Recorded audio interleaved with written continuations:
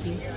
10:30 बजे करीब मेरी बहन ने दरवाज़ा नॉक किया और मैं इत्काफ़ से बाहर निकली और मैं जब बाहर आके बैठी तो उस्मान बैठा हुआ था। तो मैंने कहा तुम यहाँ क्या कर रहे हो? तो कह रहे मैं तुम्हें इत्काफ़ की मुबारकबाद देने आया हूँ।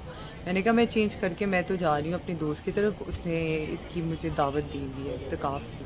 कहते 5 मिनट बैठ जाओ। मैंने कहा अच्छा ठीक है। मैं 5 मिनट बैठी हूँ तो एकदम से ये गार्ड्स गेट फैलांग के अंदर आए हैं, दरवाज़ा तोड़ा है, इनकी औरतों ने हम पर तशद्दुद करना शुरू कर दिया है। उसके बाद इन्होंने शीशे चलाने शुरू कर दिए, मारना शुरू कर दिया। मतलब ये कहाँ का इंसाफ है मुझे बताएं। आपने वीडियोस देखी होंगी कि इन्होंने क्या क्या किया है हमारे साथ। गार्ड्स को कहा इन लड़कियों को हाथ लगाओ, इन्हें कमरे में लेकर जाओ।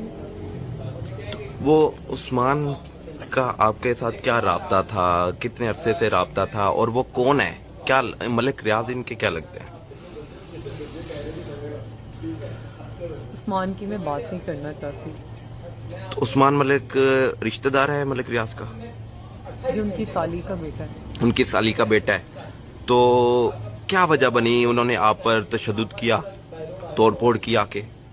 पता नहीं, ये तो वो जवाब दें उन्होंने क्यों किया इस तरह मेरे साथ। उन्होंने क्या एलिगेशन लगाया? मुझे पूरी दुनिया में जो जलालत मिली है और जो जलील किया गया है, ये तो उनसे पूछे उन्होंने क्यों किया मेरे साथ। आपका ताल्लुक कब से था उस्मान का?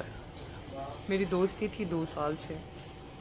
ठीक है, तो वो जो कह रहे हैं कि आप सोए हैं नहीं सोए, इसकी में कितनी हकीकत है? आपने वीडियो देखी है क्या? मुझे सोते हुए पकड़ लिया उन्होंने? क्या करते हुए पकड़ लिया?